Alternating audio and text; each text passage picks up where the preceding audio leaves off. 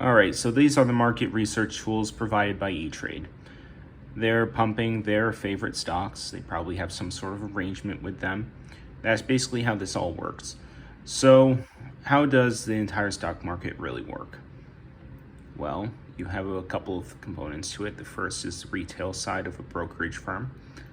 Then you have your investment banking divisions, which are equity capital markets, debt capital markets, etc. I think also, derivatives capital markets, they have their own thing.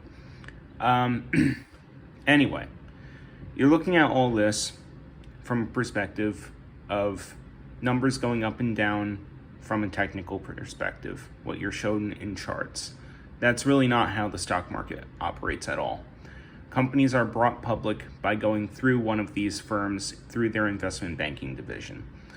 They're then listed onto an exchange. The exchange then it doesn't even make the market. Some of them do. Like New York Stock Exchange does make the market in certain securities in order to ensure liquidity.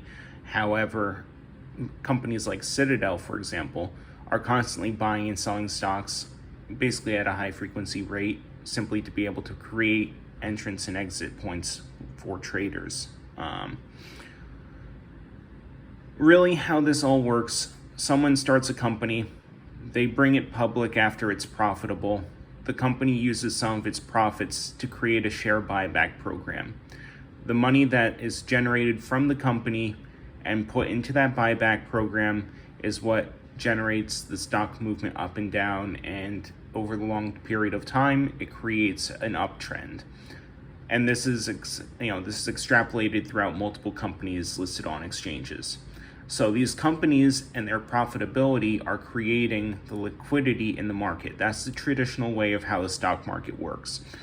What's happened over the last 10 years, however, actually a little bit more than the last 10 years, is that the United States Federal Reserve, which is the central bank of the United States, along with other major central banks in Europe and also in China, have begun buying back stocks, treasuries, bonds, everything. So basically you have the government using taxpayer dollars in order to pump up the stock market. So that's the reason why it is going up.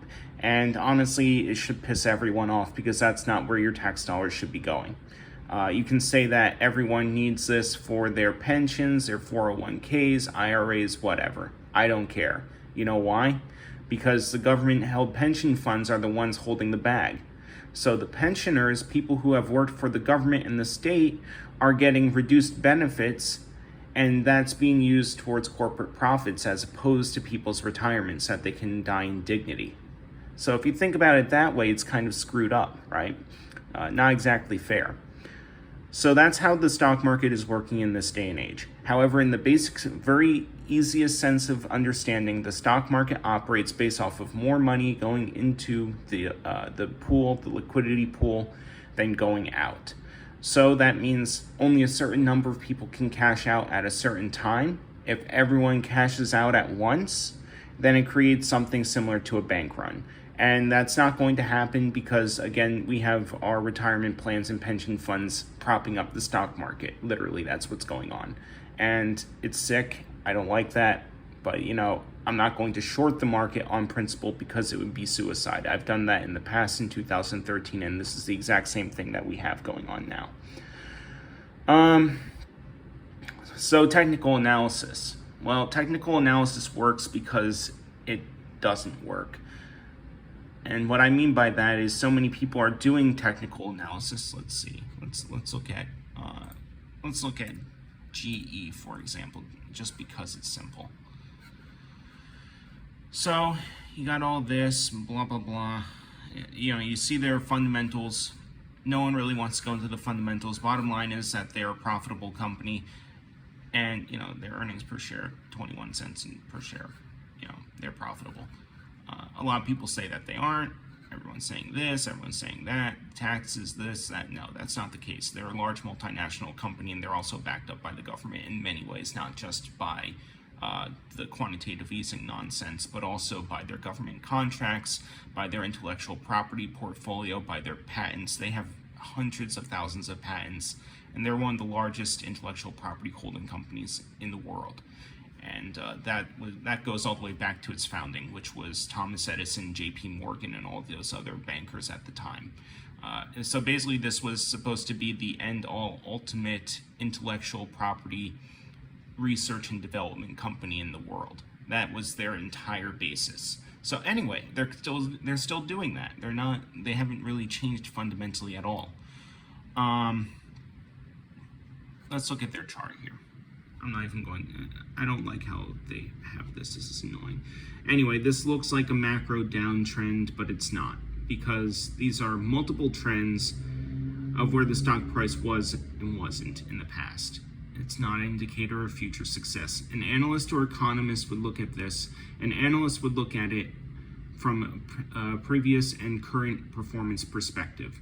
An economist would look at this from a previous and present performance, but would also extrapolate opinions about where the future of the company is going. An analyst really doesn't think about where the future of a company is. They care about what the previous quarters were doing, and they use that as guidance for their future predictions.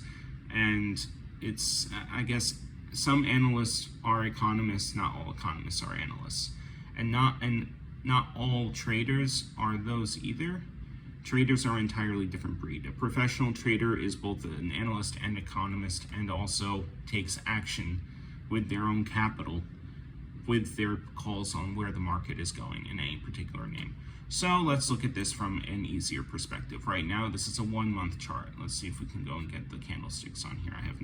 I don't use this stuff. That's why I haven't used technical analysis since 2014.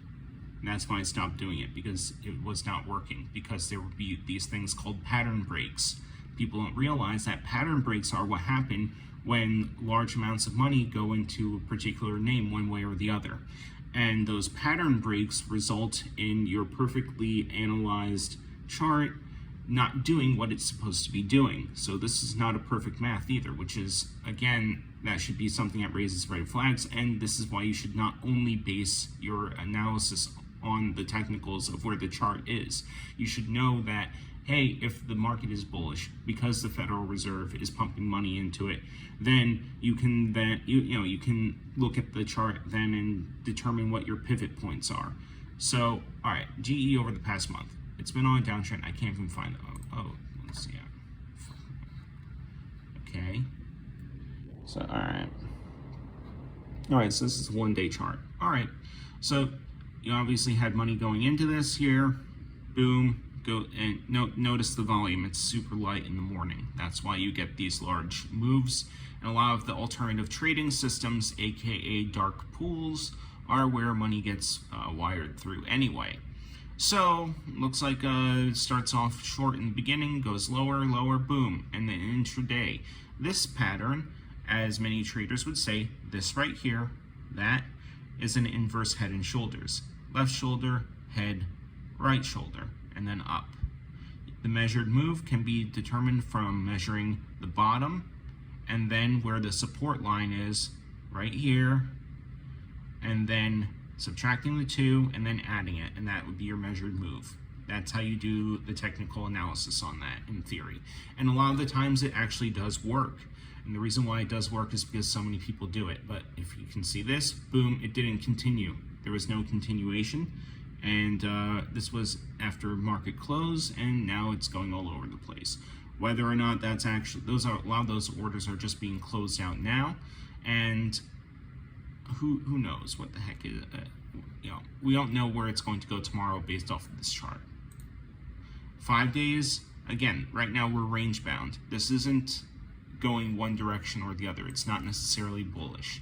6 month chart, flat, up to flat. It's not very, right here though, because this is what I guess some technical analysts could call this a rounding top.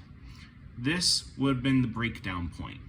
It would have dropped and probably would have went down to where the support line is back in February. And then it would continue going up. That didn't happen. There was a pattern break, so the measured move should be going higher, especially because analysts are putting higher price targets on GE now. That's because they see the value of the company And they don't want the company to start doing a share buyback program and start buying back their shares at a discount to book value. When they buy back their shares at a discount to book value, that is good for the company, not good for the investors. But it also pushes the stock price up whenever they see the company buying back its own stock, because they see that as an added layer of the capital pool. And given the amount of money that General Electric has, it definitely can move its own stock price through its investment banking partnerships. And that's usually, I think that they probably work with JP Morgan, just given their history. I really don't think that they're doing a lot through Goldman Sachs. They're doing it all through Morgan. But yeah, that's basically how this works. Yes, your technical analysis can be correct based off of other things, but really it's more or less a confirmation bias on what is already happening. You need to look beyond what the charts say, and yes, they might be a visual representation of the way that things are playing out, but they do not provide a good idea of future price action. That's not how it works. The volume that you see is what you see is happening in real time. You don't know that tomorrow, hey, maybe this company is going to be getting a massive capital injection from some raise in one of its subsidiaries. Or you don't know if some other large firm is going to take a massive position in GE just because they see its potential. And the fact that it's been very much overlooked in a market where you have a lot of these meme stocks that are just going up, and a lot of the main tech stocks are just going up without any sort of, they're losing the ability to run further. This being a value play, there's going to be a shift more towards value, and you might see large companies such as Goldman Sachs or something coming in and just taking large positions in these value stocks because they're undervalued, and there's higher, risk-reward ratios better, and there's a higher probability for profits. It's very simple. So, that being said, if you agree or disagree, I really don't care. I know this stuff, and you should probably read and understand why I came to these conclusions. Thank you, and have a great day.